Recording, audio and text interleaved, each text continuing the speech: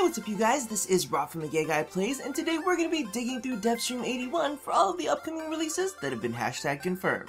Okay, so as we already know, the War Within has been delayed by at least a month. However, that doesn't mean that the dev team doesn't have any content cooking up for us. The dev stream combined with the second stream podcast gave us insight into new skins, as well as another batch of Tenno Gen, a clan event which will tease a new game mode, along with the fabled Bladestorm rework, which are all scheduled for release before the War Within. Alrighty, so before we get to the juicier bits, let's start off with a couple creative things. A new feature that they demonstrated live on stream was the decorator mode for inside your orbiter, and potentially the clan dojo. The new mode allows you to place and move decorations without having to toggle through so many menus, which if you're building shelves is going to be a lifesaver. If you haven't already seen how to do that, I'll actually link Kwai-Chai's video in the description box below, because that's how I managed to get a couple up to toss some treasures on, and trust me, it nearly killed me just to get those two up. Now, I didn't manage to get an estimated date for the decorator mode's release, however, as we saw live on stream, the feature is already up and running, so I'm crossing my fingers that it'll be on its way soon. Next, they previewed the new clan quest functionality. Your warlords will be able to create customized quests selecting from different tile sets, enemy types, and objectives. Now, what they didn't mention on the stream, but we managed to chat about on the second stream, is the fact that this would not be a warlord exclusive option, but upon their permission can be assigned to specific ranks. Another question we had was about whether players would gain affinity or drops from player created missions, as it's pretty obvious that there is some room for exploitation. What was passed on to us was the fact that the actual functionality was up and running. The only thing delaying them was that very question. As of now, the devs are not 100% sure whether it should give you the standard rewards or give you something different like clan-specific currency. Now clearly there are many repercussions tied into this, like its effect on trade chat, or having to create new rewards for the clans, and etc. So I'm sure there's a lot of discussion behind the scenes. However, I have gotten confirmation that this will not ship until after the War Within. Now let's move on to something we can expect before the War Within. We've got a very interesting event coming up called the Index. This has been equated as the Corpus version of Rathoon, but also incorporates some betting aspect and the return of one of my personal favorite characters, Nefanyo. In the teaser images, we also get a shot of what looks like the Corpus version of the Tonfa, so I wouldn't be surprised if we gain access to that sooner than later. Now, this has been confirmed for release in October, and with all of the War Within delays, I highly doubt that they're going to keep us waiting on this one. Also note, for console players, this will be shipped in your next build. Another release planned to ship before the War Within is the Ashe Bladestorm rework. To improve his engagement, they changed his ultimate to a channeled ability. Holding down the 4 button allows you to mark targets with your reticule, and once released, Ashe will spring into action performing his classic onslaught of finishers. Targets can be marked multiple times for multiple strikes, but Ashe will only attack them once, with his clones finishing up any marks left behind. Each mark will consume energy, however energy will be refunded for any mark that has not been consumed before the enemy dies, i.e. if you mark an enemy multiple times and it dies in a single mark, or if a teammate manages to kill the enemy before you do. Honestly, the mechanic is too new for me to pass judgment on, however I do know that they are still making tweaks to it, including boosting the damage to ensure that Bladestorm still feels rewarding to use. Now alongside this release comes a new Ashe Deluxe skin, which looks pretty freaking awesome. I think my favorite part about it is the knee pads because, well, personal reasons, as well as his new wrist-mounted blades. The only thing that's got me a bit down is the fact that it doesn't seem to have any sort of metallic bits for me to rose gold up. And of course, this is set to release alongside the Bladestorm rework, which is only really pending due to working out those final balance tweaks.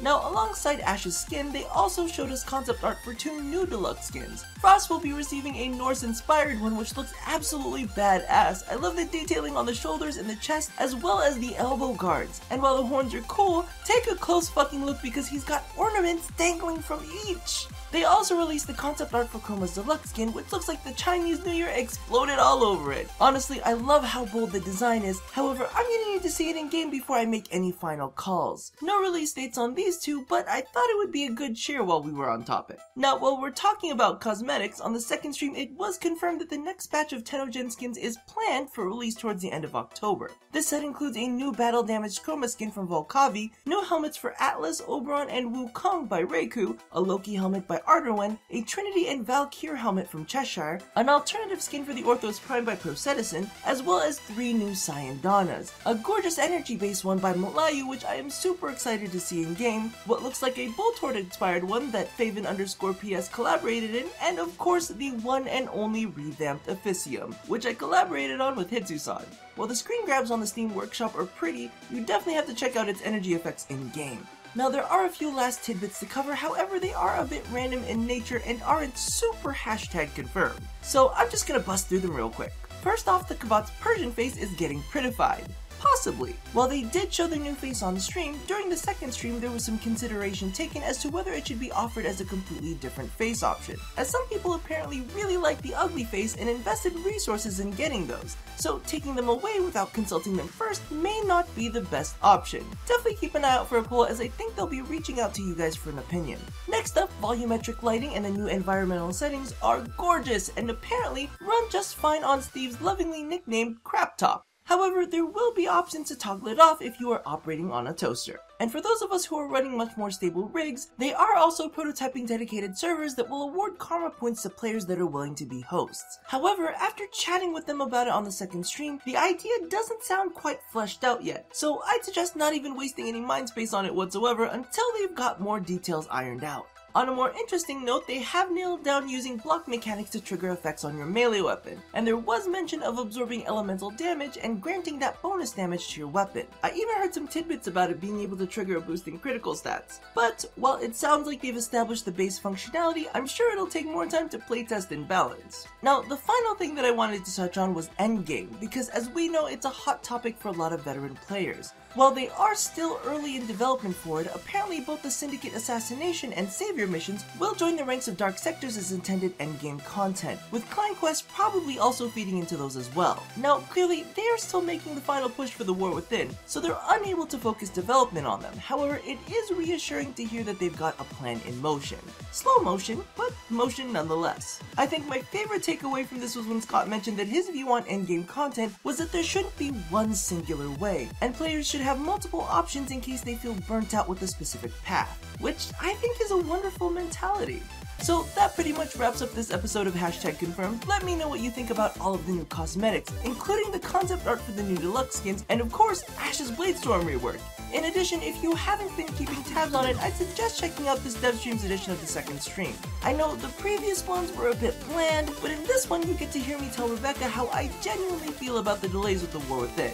As of the release of this video, it's not up yet because they still need to edit it and whatnot, but I'll leave a link in the description and you should see the annotation go active in the link box once it goes live.